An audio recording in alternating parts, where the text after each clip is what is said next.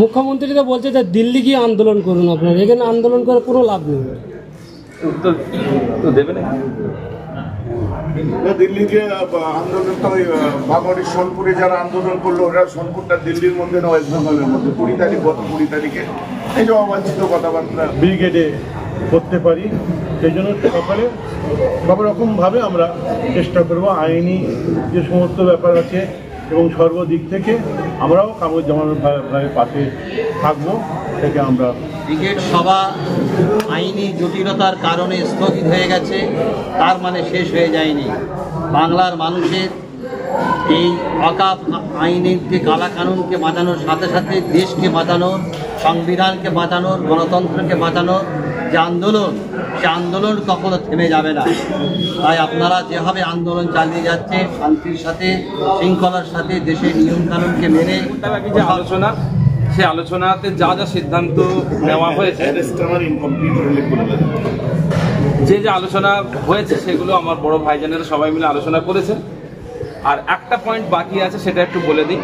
সেটা হলো আজকের ফুরফুরা শরীফের বিভিন্ন দায়িত্বশীল পীরজাদাগণ এবং রাজ্যের বিভিন্ন মুসলিম সংগঠনের নেতৃস্থানীয়গণ একটা সিদ্ধান্ত নিয়েছেন। সেটা হলো যে আমাদের প্রত্যেকের পক্ষ থেকে আমাদের পশ্চিমবঙ্গের মুখ্যমন্ত্রীর কাছে জোরালো দাবি থাকবে যে এতদিন পর্যন্ত যেখানে যেখানে ওয়াকফ আইনের বিরুদ্ধে আন্দোলন করতে গিয়ে মানুষকে অ্যারেস্ট করা হয়েছে, তাদের মধ্যে যারা নির্দোষ আছেন, কারণ আমরা দেখেছি মাস অ্যারেস্ট হয়েছে, মানুষকে কোনো কিছু না তাকিয়ে মানুষকে অ্যারেস্ট করা হয়েছে। তো এই মাস অ্যারেস্টের মধ্যে বহু মানুষ আছেন যারা নির্দোষ। তো সেই নির্দোষদেরকে অবিলম্বে তাদেরকে জেল থেকে মুক্তি দেওয়া হোক, এই দাবি আমাদের পশ্চিমবঙ্গের প্রত্যেক গ্রুপের, প্রত্যেক অর্গানাইজেশনের যারা নেতৃস্থানীয় আছেন তাদের দাবি, ফুরফুরা শরীফ পীরজাদাদের দাবি। এবং আরেকটা কথা, যে আমরা যতদিন পর্যন্ত ওয়াকফ আইন প্রত্যাহার না হচ্ছে পশ্চিমবঙ্গের মুসলমানগণ ততদিন আন্দোলন করবেন, রাস্তায় থাকবেন। আমাদের কাছে ইতিমধ্যে খবর এসে পৌঁছেছে, আপনারাও সকলে জানেন, যে পশ্চিমবঙ্গের বিভিন্ন থানার যারা দায়িত্বশীল আছেন, যারা অফিসার আছেন, তারা আমাদেরকে ওয়াকফ আন্দোলনের জন্য তারা অনুমতি দিচ্ছেন না। আজকে এখান থেকে আমরা সিদ্ধান্ত নিয়েছি যে এটাও আমাদের জোর দাবি থাকবে পশ্চিমবঙ্গের পুলিশ মন্ত্রীর কাছে এবং পশ্চিমবঙ্গের প্রত্যেকটা থানার দায়িত্বশীলের কাছে, যে আমরা শান্তিপ্রিয় মুসলমান, শান্তির সাথে গণতান্ত্রিক পদ্ধতিতে আন্দোলন করতে গেলে যতটুকু যা প্রয়োজন আমরা ততটুকুই করছি। সেই জন্য আপনারা অবশ্যই আমাদেরকে সাথ দিন, যাতে কোনো অপ্রীতিকর ঘটনা না ঘটে, সেই জন্য আপনারা ব্যবস্থা নিন।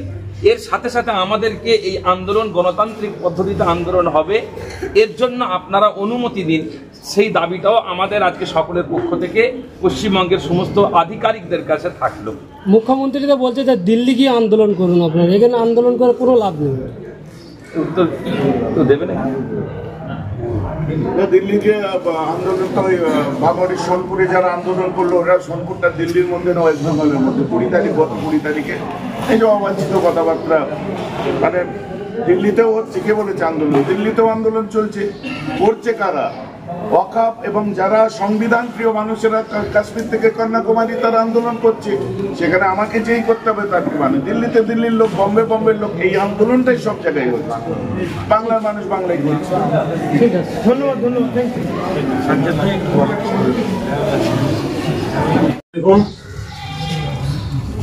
সকলকে সালাম জানাই, ভালোবাসা জানাই।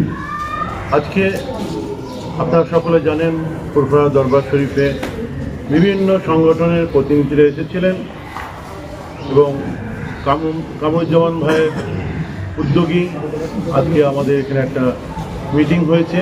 সমস্ত আমার পীরজাদা ভাইরা ছিলেন, আরও অনেকে বুদ্ধিজীবী, অনেক দরবারের অনেকে ছিলেন, অনেক দরবার থেকে অনেকে এসেছিলেন।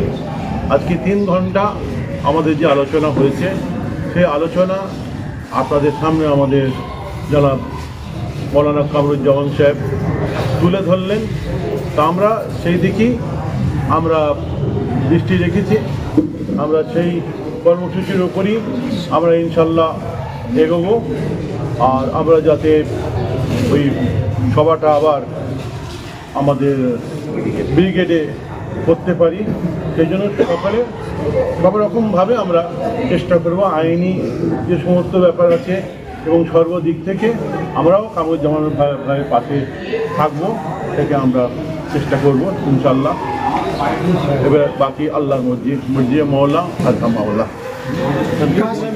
বন্দি বলার ব্যাপারটা বলা হয়নি, যেটা আমাদের সিদ্ধান্ত হয়েছে। না, ভাইজান, বড় ভাইজান বলেন, বড় ভাইজান বলেন, লেখা আছে ওতে।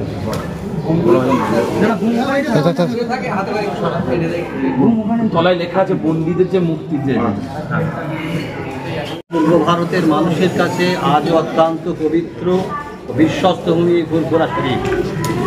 সেই ফুরফুরা শরীফের বর্তমান একাধিক সম্মানীয় বীর জাদাগণের উপস্থিতিতে বাংলার বহু গুরুত্বপূর্ণ সংগঠনের নেতৃত্বের উপস্থিতিতে সারা রাজ্যের মানুষকে ফুরফুরা শরীফ থেকেই বার্তায় দেওয়া হলো যে ওয়াকাফের কালা কানুন বাতিলের জন্য যে আন্দোলনের ঢেউ উঠেছে, সেই ঢেউকে আপনারা গ্রামে গঞ্জে অব্যাহত রাখবেন। ব্রিগেড সভা আইনি জটিলতার কারণে স্থগিত হয়ে গেছে, তার মানে শেষ হয়ে যায়নি। বাংলার মানুষের এই ওয়াকাফ আইনের যে কালা কানুনকে বাঁচানোর সাথে সাথে দেশকে বাঁচানোর, সংবিধানকে বাঁচানোর, গণতন্ত্রকে বাঁচানোর যে আন্দোলন, সে আন্দোলন কখনো থেমে যাবে না। তাই আপনারা যেভাবে আন্দোলন চালিয়ে যাচ্ছে, শান্তির সাথে, শৃঙ্খলার সাথে, দেশের নিয়মকানুনকে মেনে প্রশাসনের সঙ্গে সহযোগিতা করে এই আইন লড়াই চলবে। এবং আমাদের আজকে সবার সিদ্ধান্ত অনুযায়ী যা ঘোষণা আপনারা শুনেছেন, ঠিক সেইভাবেই ব্রিগেড সভা যাতে সফলতার পথে আমরা পৌঁছাতে পারি, তার প্রক্রিয়া আবার আজ থেকে শুরু হলো। বাংলার মানুষ আপনারা এগিয়ে চলুন, ইনশাআল্লাহ অন্যায়ের বিরুদ্ধে ন্যায়কে প্রতিষ্ঠা করার জন্য, দেশকে বাঁচানোর জন্য, ভারতবর্ষের 130 কোটি মানুষের অধিকার, মর্যাদা, তাকে বাচ্চা রাখার জন্য এই বাংলার বুকে যে লড়াই শুরু হয়েছে, ভারতের বুকে যে লড়াই শুরু হয়েছে, সেই লড়াই ইনশাল্লাহ আমরা সাফল্যের শীর্ষে পৌঁছাবো, তাতে কোনো সন্দেহ নেই। শুধু ধৈর্যের পরীক্ষা আমাদের নিতে হচ্ছে। এই ধৈর্যের পরীক্ষায় আপনারা কেউ নিজেদেরকে হারিয়ে ফেলবেন না। এতটুকুই আজকের সভা থেকে আমাদের মূল বক্তব্য উঠে এসেছে।